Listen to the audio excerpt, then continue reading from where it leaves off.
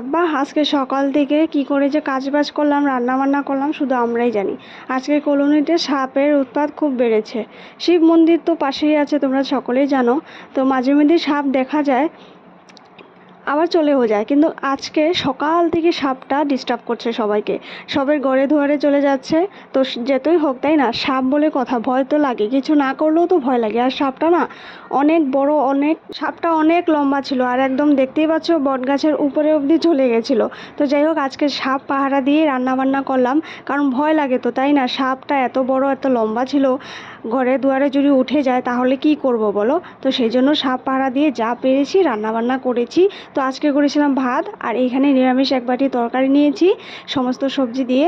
আর আজকে করেছিলাম পাবদা মাছ টমেটো পেঁয়াজ দিয়ে, আর এখানে করেছি কচু আলু দিয়ে রুই মাছের ঝোল। তো এই আজকে রান্নাবান্না ছিল।